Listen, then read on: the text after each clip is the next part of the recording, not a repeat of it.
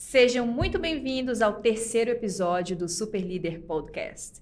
E hoje nós vamos falar sobre um tema que é uma das maiores dores da liderança. É sério, pessoal. Quando eu abro caixinha na nossa página do Instagram, essa é a dor mais recorrente. O tema de hoje é como vencer a centralização e começar a delegar. É isso. Pode rodar a vinheta.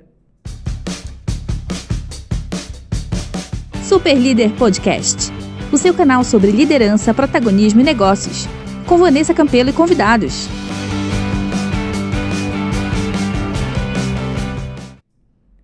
E para falar sobre isso, nós convidamos ele, que é especialista em gestão de recursos humanos pelo IBMEC, especialista em marketing e gestão comercial pela BSP, aqui em São Paulo, especialista em gestão, empreendedorismo e marketing pela PUC, tem 18 anos de experiência em gestão de times e atualmente é gerente nacional de vendas de um grupo educacional. Marcelo Cavazzini, muito bom ter você aqui. Eu agradeço, Van. Muito obrigado pelo convite. Tenho certeza que hoje a gente vai aprender muito com você. A expectativa é alta de poder contribuir para o canal. Legal, muito bom.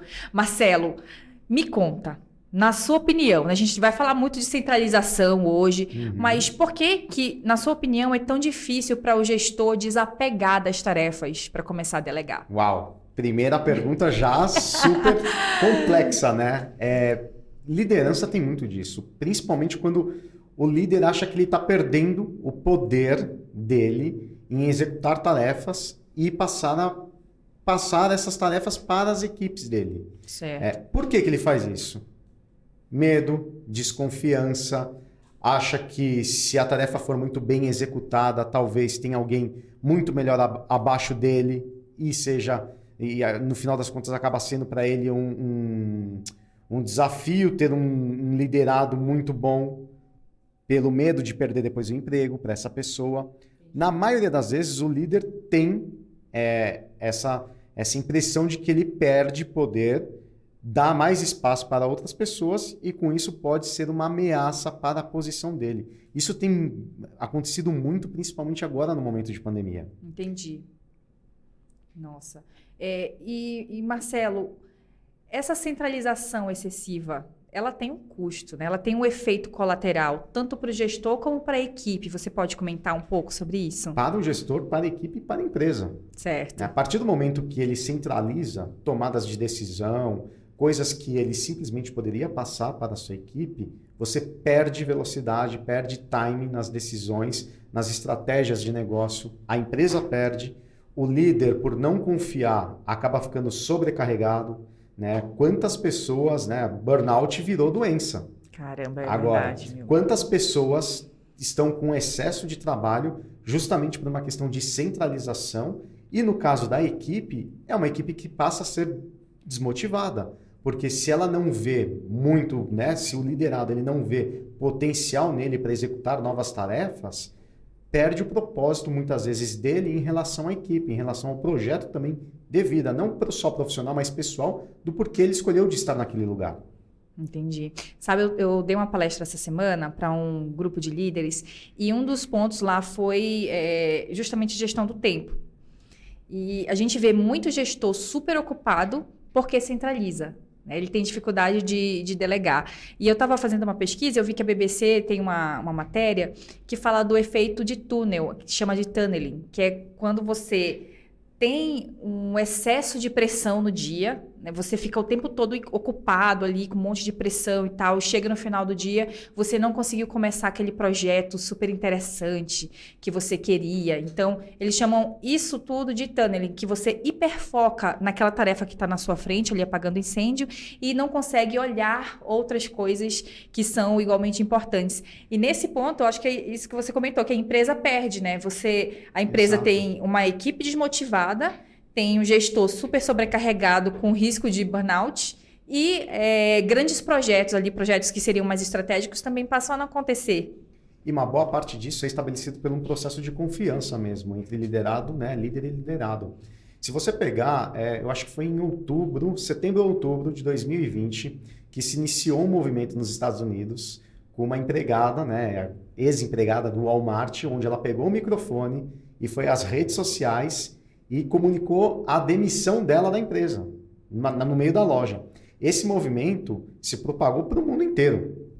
Esse exemplo que eu trouxe aconteceu em 2020, outubro. Segura aí. De 2012 a 2019, o Brasil teve cerca de pessoas que pediam de forma voluntária a demissão, era em torno de 250, 280 mil pessoas mês. Nossa, gente. Nesse ano, dobrou. Nós temos mais de 500 mil por mês de pessoas que pedem demissão das suas empresas. Nossa. Seja por propósito, não estar alinhado também aos seus valores, seja por outras oportunidades, né? O processo da pandemia também trouxe um lado benéfico para a sociedade, onde tem um novo despertar, né, da consciência dessas pessoas em termos dos seus valores e de conhecer mais profundamente o mercado. Ver que o mercado tem muitas posições agora num processo de home office, as pessoas buscam mais qualidade de vida, né? E aí quando você tem um processo de liderança centralizado, onde você justamente não consegue trazer essas tarefas do dia a dia e você se prende a elas, né? Novamente por um receio de ter alguém que faça algo melhor do que você e coloque em risco a sua posição, você não valoriza seu colaborador, você não desenvolve essa pessoa, ela não se sente valorizada e entra todo esse processo. Então, para o gestor, acumula-se um monte de atividades, né? Processos de burnout, um monte de gente adoecendo, principalmente no processo da pandemia, por excessos de agendas, excessos de reuniões, excessos de trabalhos, né? E coisas que ele poderia focar e distribuir essas tarefas e delegar para as suas equipes, né? E que não faz. E, Marcelo, quando a gente fala de um cenário diferente ali, por exemplo, de gestão enxuta, né? De equipe enxuta, o cara tá lá ralando com 1 milhão de entregas para fazer, mas ele tem 2 pessoas na equipe. E ele não consegue delegar, não consegue parar para ensinar. Você tem alguma dica de como que ele pode parar o que ele está fazendo para começar a orientar as pessoas se ele não tem tempo para isso?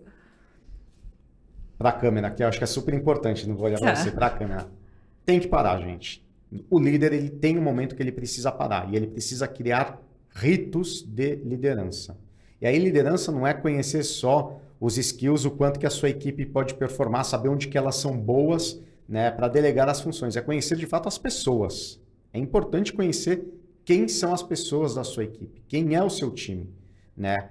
Não é fazer só mapeamento de habilidades, de competências, que isso tudo, né, você tem na literatura e aprende. Hoje, cada vez mais as pessoas, né, entendem que os valores organizacionais, né, todas aquelas questões de valores das empresas, têm que estar conectados aos valores individuais das pessoas. Verdade. Então tem que parar, tem que ter esse rito e conhecer cada um dos seus liderados. Porque senão vira um círculo vicioso, né? Vai sempre se pegar nessa armadilha de mais tarefas, mais atividades, menos tempo, e tem um momento que tem que saber falar não. O líder também precisa saber falar não.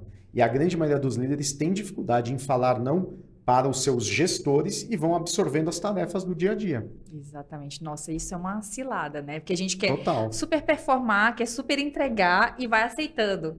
Mas, realmente, quando a gente aprende a dizer não ou a negociar, né, você não é obrigado a dizer sim para tudo. Você não é obrigado a agradar seu gestor. Você precisa entregar resultado.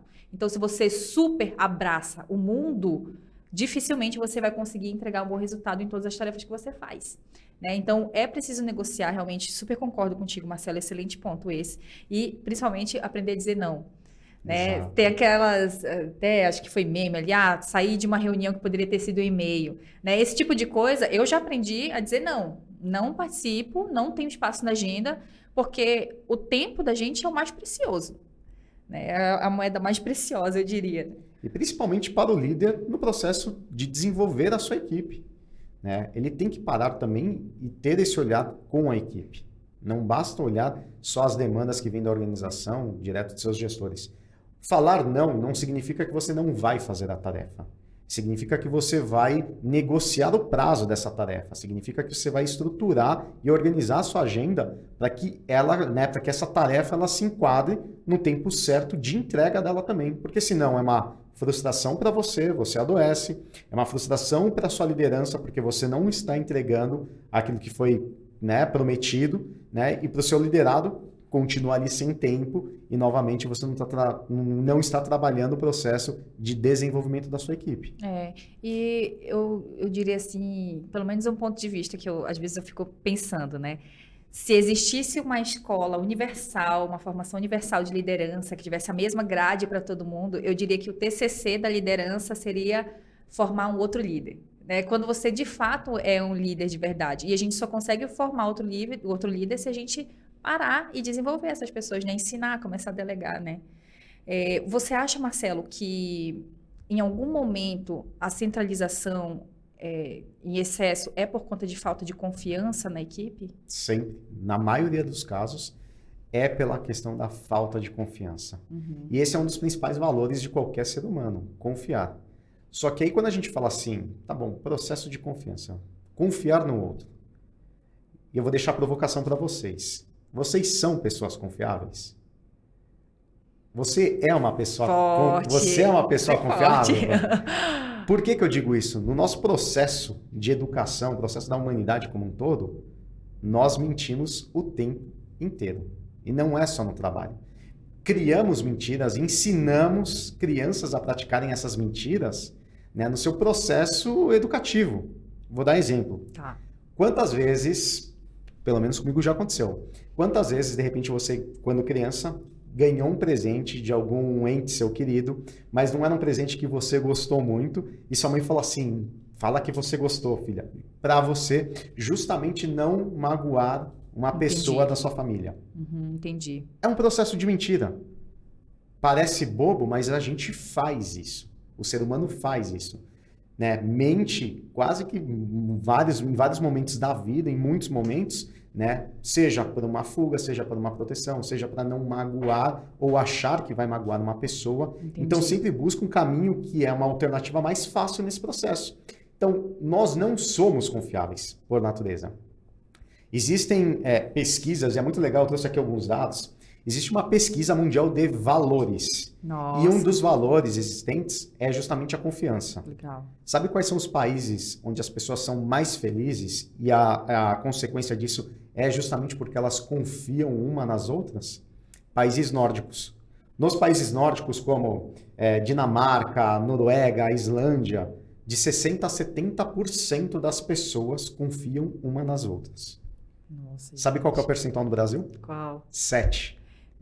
7%. Gente, que coisa. Então, como é que a gente vai falar de delegar atividades, né, tirar esse processo, né, fazer o processo de descentralização dessas atividades, se eu não me sinto confiável, se eu não consigo confiar no outro e principalmente se eu não sou uma pessoa confiável? Não gera, né? Não mostra atributos.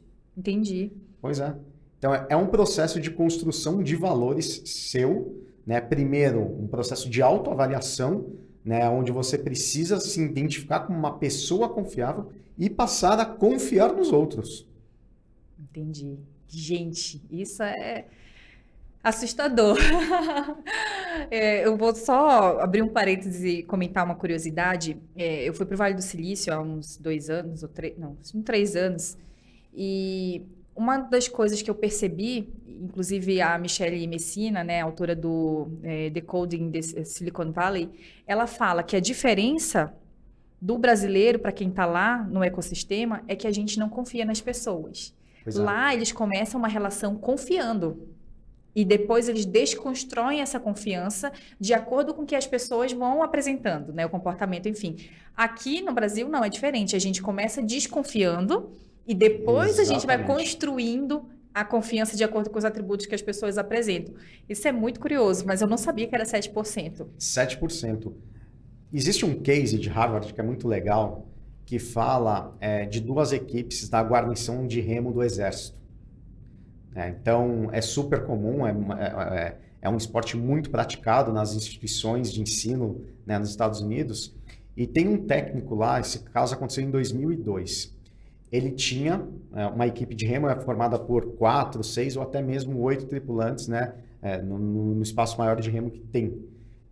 E ele tinha os melhores atletas de remo em uma das suas equipes. E tinha uma segunda equipe que eram os atletas mais medianos, que essa equipe justamente treinava a primeira equipe, né? Eles sempre treinavam juntos para cada vez ter uma performance melhor. No processo de uma equipe de remo, né, a última posição é do timoneiro, é ele que vai ditando a regra e vai fazendo, impulsionando a equipe toda a trabalhar por um único objetivo, que é chegar na frente da equipe oponente. Essa equipe principal, formada pelos principais atletas de remo, todas as vezes que estavam competindo com a equipe secundária, perdiam. Nossa. Perdiam. E esse case de Harvard ele é muito interessante porque ele traz justamente esse processo. Por que essa equipe daqui, que era uma equipe de super atletas, alta performance, perdiam para uma equipe média, confiança? A equipe em si não estava alinhada nos mesmos objetivos, né? O timoneiro não conseguia aplicar um processo de confiança entre eles, né? Entre todos os remadores daquela equipe, e com isso eles sempre estavam perdendo. Nossa, Né? gente. Isso é um case super legal, gente. Procurem depois. Se chama... É um estudo de caso da guarnição de remo dos Estados Unidos. Tá? Uma equipe de remo de West Point. É muito legal esse case. Adorei, muito bom, Marcelo. Marcelo, existe um jeito certo para delegar?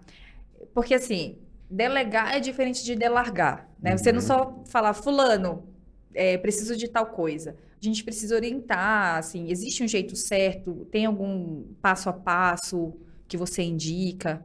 Eu acho que não existe um jeito cravado em pedra, Tá. Vanessa. Assim, eu acredito que no estilo de liderança, cada um tem o seu e constrói com o passar do tempo e vai amadurecendo. Vai, inclusive, também é um processo de reconstrução. A liderança você se reinventa todos os dias. Tá?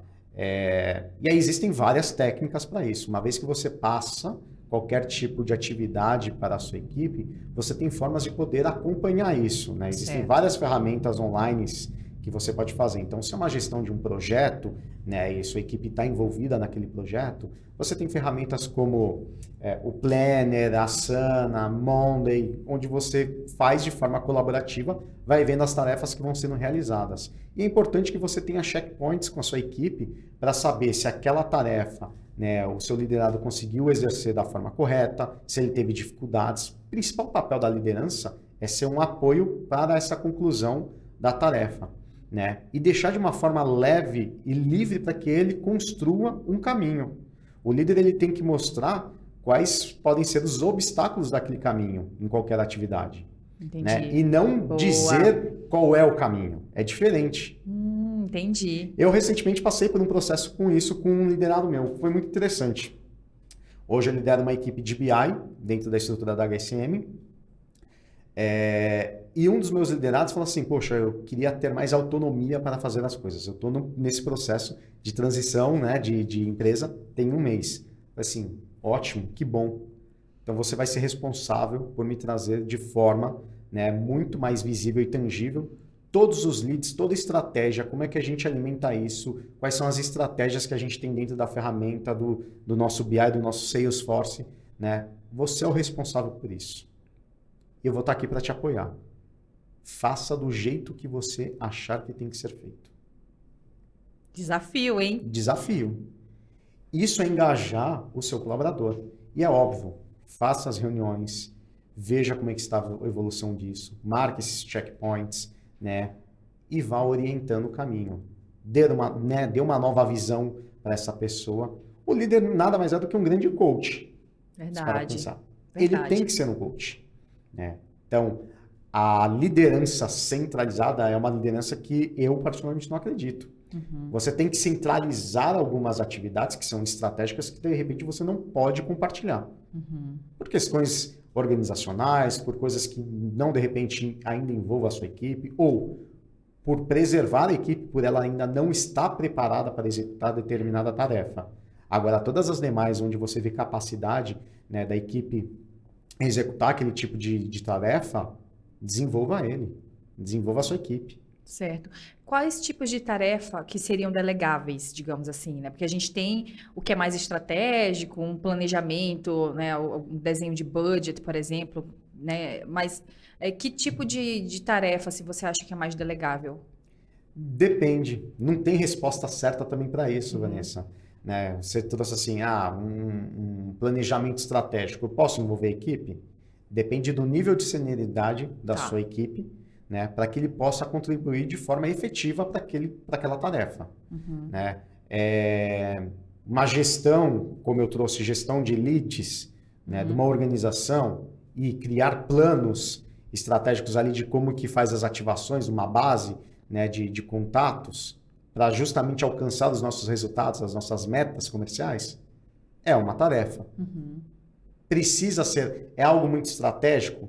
Não, não é. Mas, de uma certa forma, eu começo a desenvolver essa pessoa para um viés, um olhar mais estratégico de análise daqueles resultados, do que aqueles números querem trazer para nós, né? E como que a gente chega no nosso objetivo. Porque amanhã ou depois, num processo de planejamento estratégico, talvez esse sim seja o momento de envolver. Legal. Agora, óbvio, onde que você não vai envolver a sua equipe? Sempre que houver qualquer tipo de tarefa confidencial. Então, preciso fazer um estudo de cargos e salários, né, da minha equipe inteira.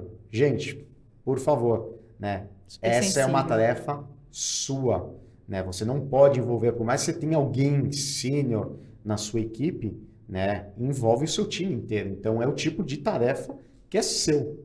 É um papel seu. Pensar de forma estratégica como está a composição da sua equipe, quem são as pessoas, as posições, né, salários, remuneração variável. Você não pode delegar para alguém da sua equipe remuneração variável.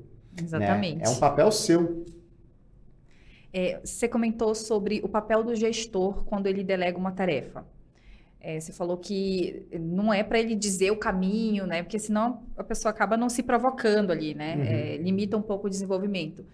E qual que é o papel da pessoa que recebe a demanda? Bom, o primeiro é querer fazer essa demanda, né? Certo. Entender aquilo como um presente. Isso, exatamente. Ela tem que entender aquilo como um presente. Toda vez que um líder te der uma tarefa diferente daquele seu job description, né? Foge daquilo que você faz, entenda aquilo como um presente. Ele está fazendo uma provocação para você se desenvolver, para você galgar, né, algo a mais dentro da organização. Então, esteja aberto sempre a atividades das quais você nunca fez. É um processo de crescimento. Exatamente, Marcelo. É diferente, a gente ouve às vezes as pessoas reclamando. É porque eu faço o trabalho do meu chefe fica me dando o trabalho dele. Pessoal, é outra pegada, A gente está falando de desenvolvimento, então aproveita a oportunidade. É o processo de confiança, gente. Confie no seu gestor. Se ele te deu uma tarefa que foge do seu escopo, confie. Tem alguma mensagem por detrás. Ele não fez isso porque simplesmente ele quis fazer. Legal, muito bom, Marcelo. Como que a gente pode delegar tarefas de uma forma estratégica, aproveitando os pontos fortes das pessoas? Tem que conhecer os pontos fortes, né, e ver como essa equipe se complementa.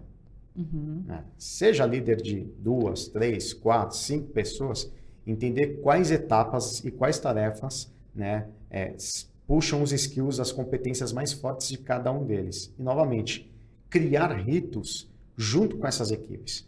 Exemplos, né? Existem outras ferramentas que você pode ter construções colaborativas, como o Miro, o Mural, né? Que são ferramentas gratuitas que você pode exercitar diversas metodologias dentro dessas ferramentas, né? Junto da sua equipe, né? E faça o acompanhamento deles.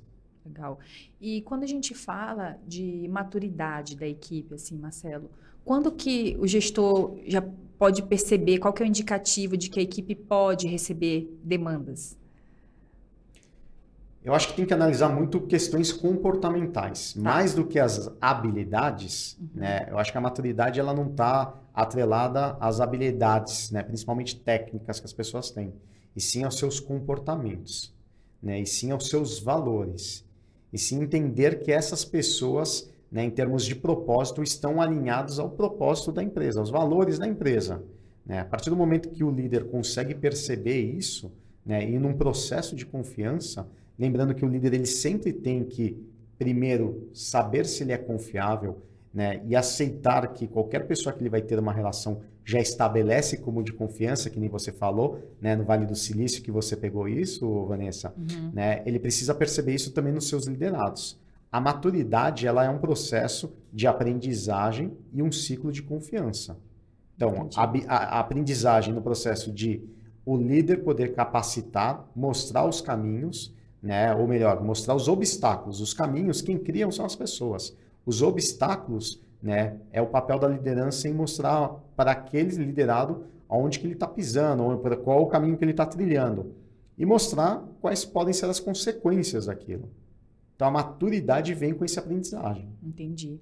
Você falou de mostrar os obstáculos, eu lembrei que tem um livro que chama assim, Não fale para os outros o que fazer, ensine-os a pensar. Exatamente. Então, às vezes, quando alguma pessoa do meu time vinha, pode fazer tal coisa e tal coisa, aí eu olhava de volta e falava, pode fazer tal coisa e tal coisa? Eu devolvia a mesma pergunta, porque a pessoa sabia a resposta.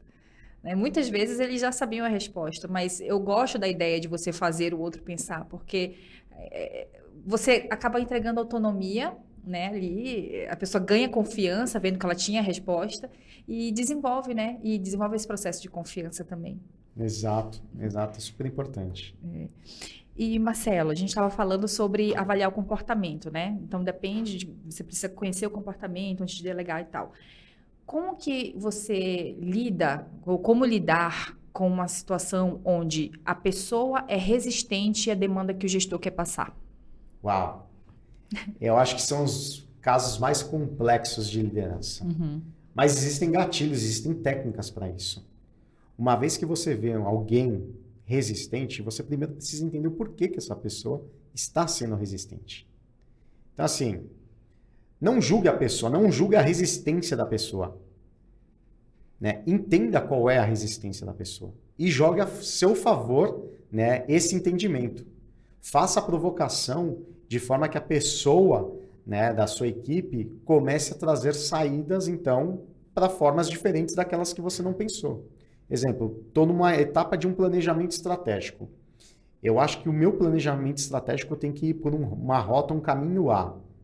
Alguém da minha equipe falou assim, não, eu não concordo com isso. Eu acho que isso não vai dar certo. Ao invés de você falar assim, poxa, essa pessoa é super resistente, por que você acha que não vai dar certo? Legal. Qual é o motivo? Qual é o caminho que você, então, traçaria para esse plano? Como é que você faria?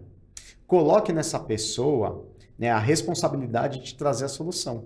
Ser oposição dentro de uma equipe é muito fácil. É aquilo que a gente falou um pouco mais cedo. As pessoas costumam reclamar muito, seja de uma tarefa, seja de algo que elas não concordem. Né? É o papel do líder identificar isso e também para o processo de crescimento do líder. O líder ele também está sempre em desenvolvimento. É verdade. Né? Então, ele aprende também com seus liderados coisas novas. O líder também precisa estar aberto. A verdade do líder sobre determinada tarefa ou sobre determinada ação que precisa ser feita não é a verdade absoluta. Ele precisa conhecer também, né, e provocar isso em sua equipe. Legal, muito bom. Puxando só o gancho do que você estava falando, que é importante a gente abrir espaço para as pessoas falarem, né? Saber ouvir. E no caso que é o oposto, que o líder quer ouvir, a pessoa tem vergonha, não tem segurança de falar, ou acha que não vai funcionar, mas não tem coragem de dizer para o chefe. Como que você sugere que o gestor encoraje os funcionários a trazer os seus pontos de vista? É como eu disse, nem sempre você tem que só mapear as competências técnicas da sua equipe. Legal. Você precisa entender quem é a sua equipe. Por que essa pessoa tem vergonha? É natural dela? Ou ela tem receio, ela tem medo? Ela não conseguiu ainda criar um vínculo de confiança com você. Ela acha que se ela trouxer, né, qualquer tipo de abordagem que seja contrária à sua ideia, né, ela pode estar marcada como ser taxada como uma pessoa que não contribui, que é uma pessoa negativa, né, que só traz problemas. Então, tem que primeiro estabelecer essa relação de confiança e conhecer a pessoa. Uma das coisas que eu tenho feito muito com as minhas equipes, que é muito legal, Vanessa, óbvio, nós temos os nossos checkpoints, tem a abertura da semana, tem o resultado no final da semana, mas eu tenho um momento, né, individual com cada pessoa da minha equipe, onde não necessariamente eu preciso falar sobre trabalho. Legal. Trabalho pode estar neste processo, nesse diálogo nosso. Essa é uma hora que nós temos. Mas eu pergunto, como é que foi o fim de semana? Viajou, não viajou? Como é que você tá? Como é que tá sua família? Né? Como é que tá seu pet, seu gato, seu cachorro? Né? Começa dessa forma a criar vínculos de confiança. E as pessoas veem você como um líder natural e começam a compartilhar situações pessoais. Por quê? Porque elas enxergam que você se importa nesse processo. Isso é conhecer as pessoas sem o crachá. Exato. E permitir ser conhecido sem o crachá também. Que Exato. aproxima e gera o atributo da confiança, né? Exatamente. Muito Exatamente. legal, Marcelo. Tenho que implantar isso também.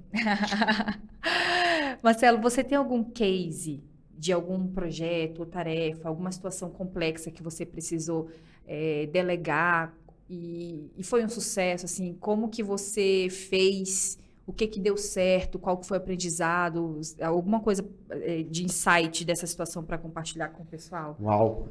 Eu acho que um dos meus maiores desafios profissionais, não esse último que eu estou agora na HSM, né, mas dentro do próprio grupo Ânima, quando eu fui convidado a fazer parte do grupo, foi de estabelecer todo um processo de equipe comercial nas nossas operações, mas por uma gestão, uma liderança matricial. Legal. E ter uma liderança matricial é algo muito complexo, porque envolve diversos stakeholders, onde você precisa criar esses vínculos de confiança com eles, né, com a gestão direta que é ligada à sua equipe indireta, para que, de fato, as coisas aconteçam. Então, como é que você traça uma estratégia, né, com o seu liderado matricial, sem estar alinhado, né, com o líder dele ali direto? Verdade. Eu acho que esse é um dos grandes cases e um dos maiores aprendizados que eu tive mais recente de estabelecer confiança, ser uma pessoa que entende e se coloca na posição do outro. Isso é fundamental no exercício da liderança, né? Porque muitas vezes nessa gestão matricial, né, você precisa se colocar no lugar do outro para entender a dor e entender se aquilo que está sendo estabelecido de forma matricial faz sentido ou não. Legal. Então, eu acho que foi um grande case de sucesso implementar toda essa área, né? Mas baseado e conhecendo as particularidades de cada uma das operações e escutando as pessoas. Nossa, então aí a gente já tem alguns aprendizados, né? Você regionalizar, né? Entender o que dá certo para cada região, Exato. Né? Que você estava ali implantando no Brasil todo. Você se colocar no lugar do gestor direto da pessoa, porque você poderia chegar lá e dizer, ó, agora vai ser assim, né? Mas poderia comprar uma briga, mas aqui não funciona, não, mas agora tem que ser assim, né? Então, se colocava no lugar ali do gestor direto e entender o que funciona e o que não funciona, né, Marcelo? Todo mundo fala, né? Deus é super sábio, né? Ele não deu uma boca e dois ouvidos à toa para cada um de nós, né? A gente tem que saber primeiro escutar, entender o contexto do outro para poder falar, para poder opinar, né? Então, se coloque no lugar do outro, né? No papel da liderança também é muito importante que você entenda, não tenha pré-julgamentos de situações sem antes entender o que aquela pessoa passou, né? Ou de tentar estar de fato na pele daquela pessoa, né? Só dessa forma você também se torna um líder melhor. E aí, isso serve também para equipes pequenas, não só para Sempre. equipes gigantes, né? Mas se você pegar ali uma pessoa que tem uma equipe de 3, 4 pessoas, a equipe está morrendo já de trabalhar e o gestor fica lá delegando. Meu, isso não é se colocar no lugar do outro, né? Isso não é treinar a equipe, isso é gerar um monte de gente com burnout. Exato, exato. E aí também a sensibilidade do líder, né? Uhum.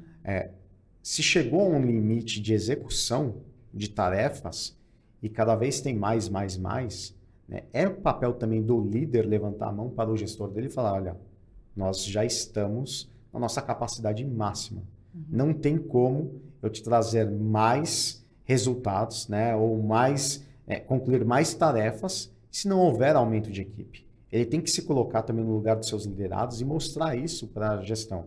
De que forma?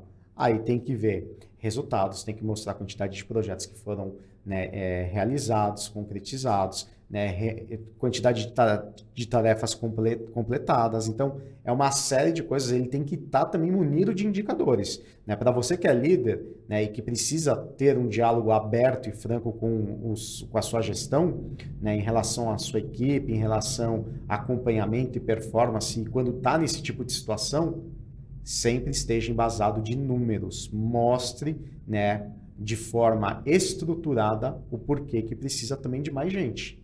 Exatamente. E isso é ser profissional. Exato. Né? Não tenha medo de defender seus números. Os números não mentem. Pedir budget com números é ser profissional. Ficar com a corda no pescoço, você não está sendo profissional.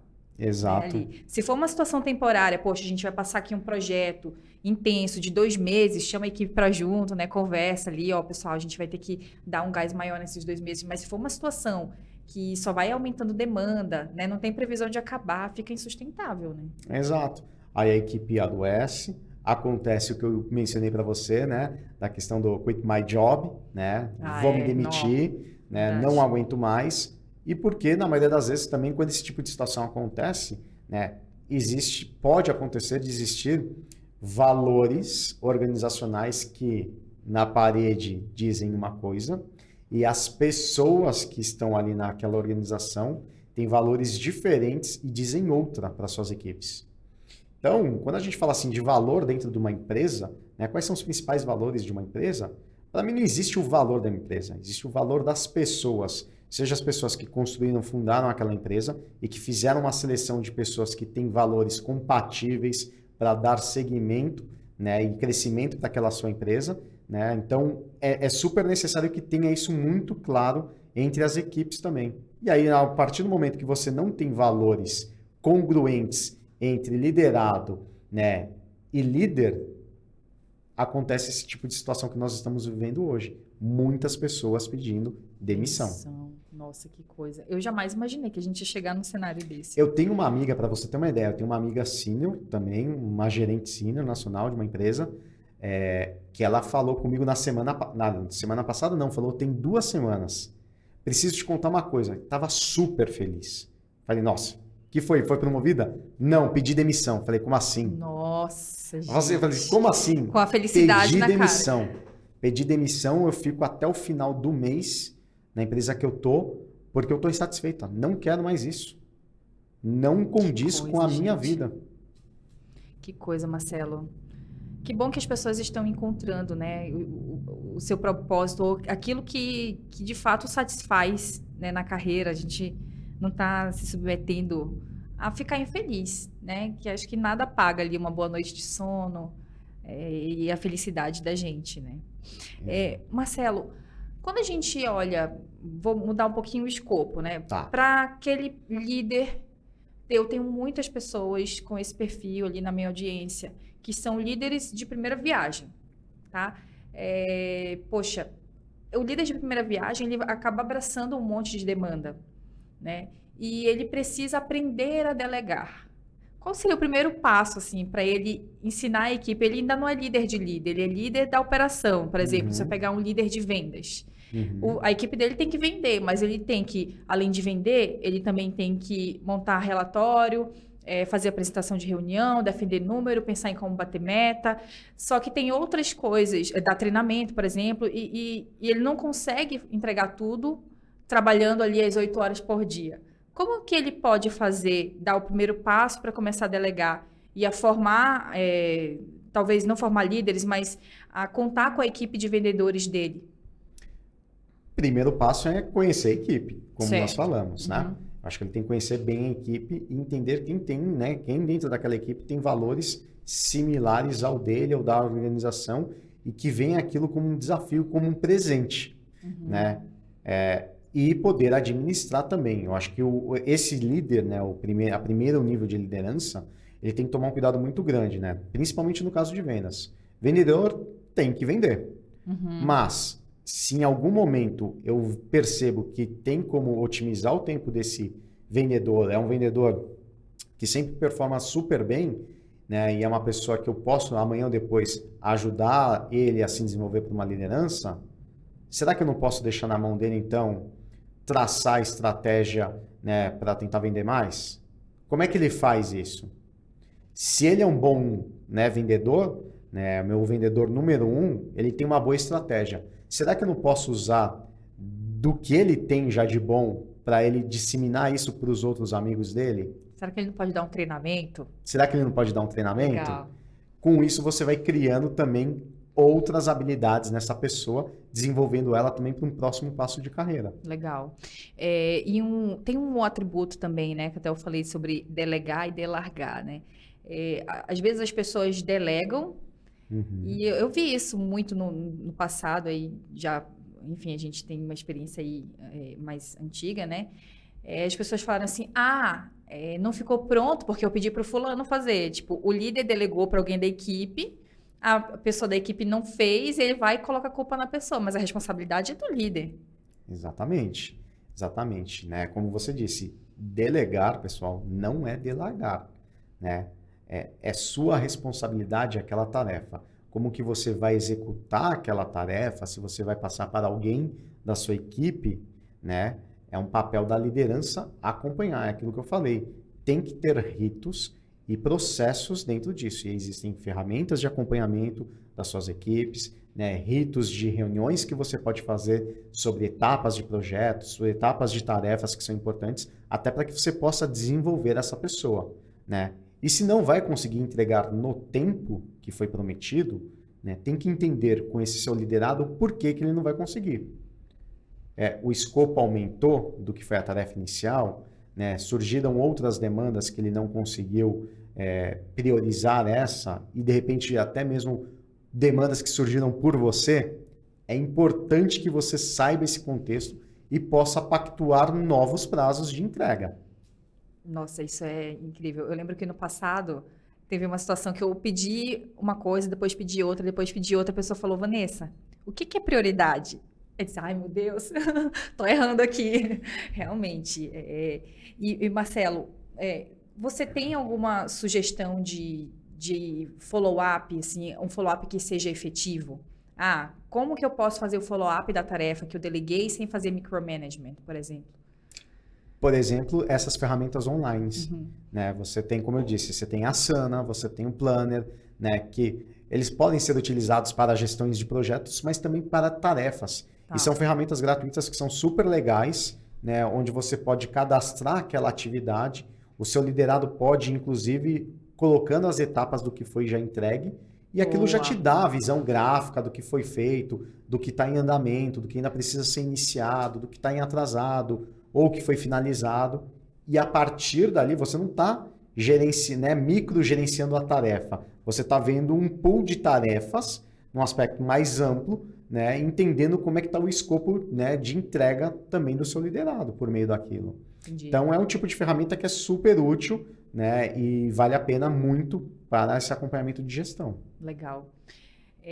Marcelo, se você fosse um líder em início de carreira, hoje com o conhecimento que você tem, você falou bastante em ritos, né? Mas eu não quero que a nossa audiência não saiba fazer ritos depois de hoje. Se você estivesse começando hoje, como líder de primeiro nível, como você montaria um rito? Uau! Depende muito do qual é o objetivo desse rito. Tá. É um rito de acompanhamento de execução de tarefa? É um rito de formar a equipe para que a equipe atue junto? Depende muito do qual é o seu objetivo. Tá. Como tarefa, né, ferramentas online, como eu disse, né, e tenha o acompanhamento, tenha a gestão. Faça follow-up e estabeleça isso de forma concreta na sua agenda e do seu liderado. Então, você pode ter uma agenda semanal para acompanhamento dessas tarefas ou projetos, uma agenda quinzenal, depende muito do ritmo, né, e de entrega, né, do que foi combinado entre vocês daquela tarefa. Se é uma tarefa que é super urgente, precisa ser entregue ao longo da semana, então, por exemplo, dei uma tarefa na segunda-feira, precisa ser entregue na sexta-feira, faça pelo menos uns 2, 3 follow-ups com o seu liderado para entender, né? Primeiro, no término do primeiro dia, ele entendeu a tarefa, né? Pergunta se ele entendeu, se ele está com dificuldade, se ele iniciou ela. Numa quarta-feira, qual é o andamento, qual é o status? Numa quinta-feira, né, se ele tem que entregar numa sexta. Numa quinta-feira, no meio da tarde, Qual a evolução daquilo, né? Pelo menos dessa forma, para você também ter o termômetro e ver se ele vai conseguir entregar no prazo ou não. Isso para tarefas. Eu preciso ter uma equipe muito coesa, preciso ter a união da minha equipe, preciso que eles confiem uns nos outros. Aí crie ritos entre a equipe. Entendi. Você pode criar ritos num plano estratégico, tem alguma tarefa que pode ser executada por diversas pessoas da equipe, e você pode fazer uso de ferramentas online também para uma construção coletiva.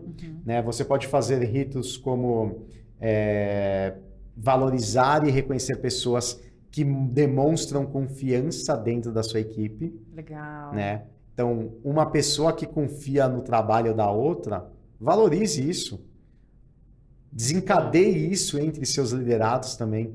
É um outro tipo de rito que você pode fazer, né? Ter esse tipo de premiação, esse tipo de reconhecimento também, não só pela execução de uma tarefa, mas por ela ser uma pessoa confiável, por ter tido uma atitude confiável ou por ter confiado na atitude do outro, também cria-se um ambiente muito mais amigável de trabalho entre seus liderados. E esse é um outro rito que você também pode fazer, né? E aí existem outros inúmeros. Aquele mesmo que eu falei.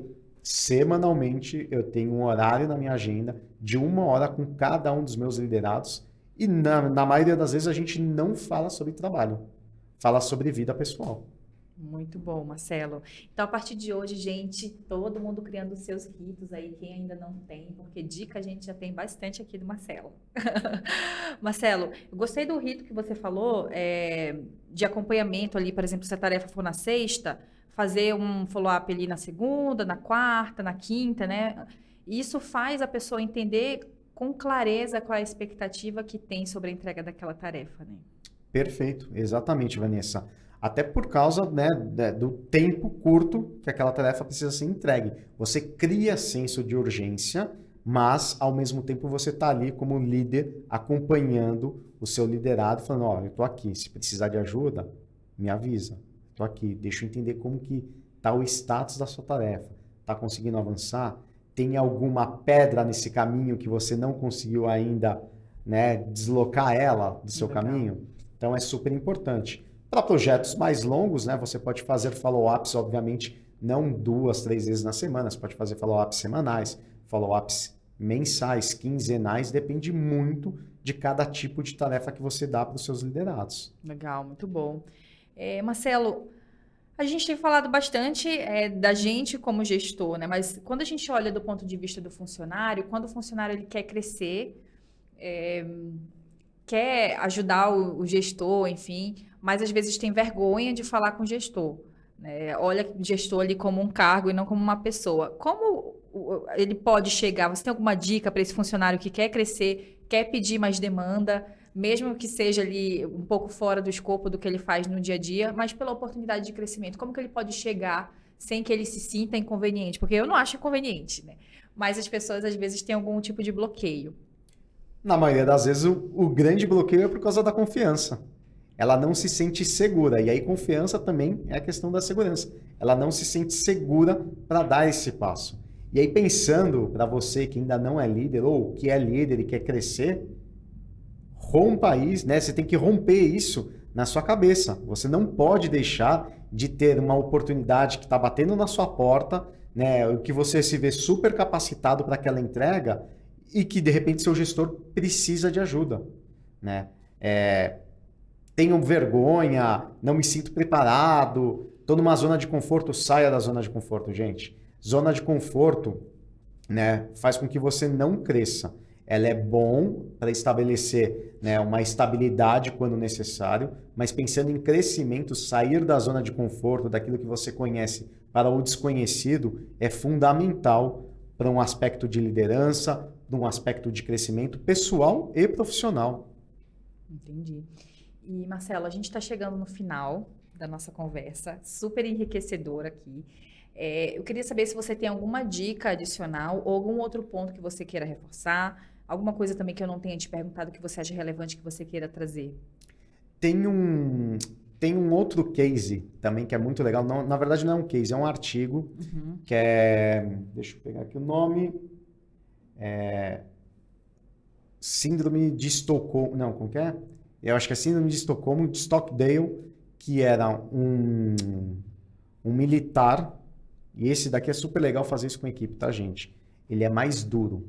E dentro do livro do Jim Collins, né, Good to Great, né, que são as empresas feitas para vencer, ele entrevista o Stockdale, que foi uma pessoa do exército americano, que ele foi apreendido na Guerra do Vietnã, torturado mais de 20 vezes. Nossa. E só conseguiu ser libertado depois de 7 anos. E na entrevista que o Jim Collins faz para ele, ele fala assim, você achava que você iria sair vivo? Não, sempre acreditei que eu fosse sair vivo, que eu fosse retornar para minha casa.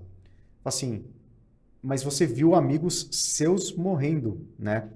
Por que disso? Porque eles eram otimistas. Como assim? Você sempre se viu voltando para casa. Você está falando que amigos seus, né, presos de guerra, né, acabaram falecendo lá porque eram otimistas? Porque eles não encararam os fatos brutais que nós vivíamos ali. Então, na parte do livro do Jim Collins, tem essa parte do Face the Brutal Facts, né, onde fala assim, você precisa estar preparado para enfrentar momentos difíceis, mas você não pode perder, né, o sonho, né, ou o processo seu de acreditar que você pode chegar mais longe. E quando você tem essa parte do Face the Brutal Facts, ele é legal porque existe uma dinâmica que você pode fazer com a sua equipe, né, de colocar pessoas, né, pares, para um entrevistar o outro. E aí o legal traga, né, peça para os seus colaborados trazerem situações de vida, profissionais, difíceis que eles viveram. E peça para que um conte para o outro no máximo da riqueza de detalhes sobre aquela situação. E aí, no grupo, entre todos os colaborados, né, peça para que a pessoa que entrevistou e escutou, né, o desafio que uma pessoa viveu, conte com a mesma riqueza de detalhes o que ela viveu e vice-versa. Por que você faz isso como fato brutal? É uma forma de você também criar vínculo e confiança entre as pessoas. Na maioria das vezes, as pessoas se veem em situações, não que ela viveu exatamente aquela situação, mas o sentimento que ela passou, né, cria vínculos por a outra pessoa que escutou ter vivido alguma coisa parecida, similar, Nossa. em termos de sentimento. Então é muito forte Mesmo. muito legal como atividade, tem que ser muito bem administrada entre o líder e os liderados, mas você estabelece com isso vínculos de confiança entre a equipe. Né? Então isso é super legal. E super confiança, né? Super porque confiança. Assim, é uma sala cheia de segredos, né? Exato. E que não vai sair dali. É uma confiança, assim... E confiança você só estabelece dessa forma, Vanessa.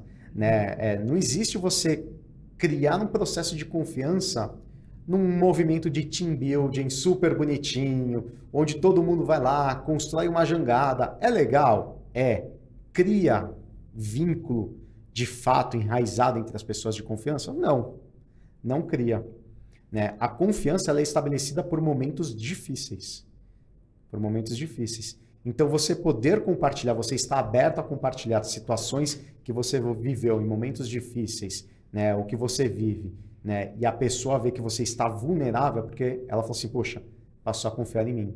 Então, dica para trazer as pessoas de forma mais coesa, ter equipes confiáveis, primeiro pelo líder exercitar isso. Ele tem que fazer isso com seus liderados, né? E passar a confiar neles dessa forma.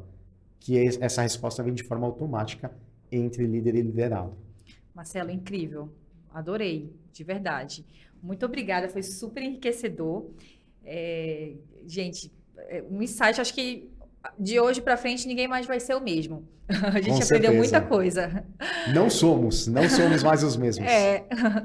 Marcelo, para a gente encerrar, queria que você me dissesse qual conselho que você daria para o Marcelo no início de carreira. Uau! No início de carreira? Se você fosse visitar lá, fizesse uma viagem no tempo agora, o que você diria para você? Ser mais paciente.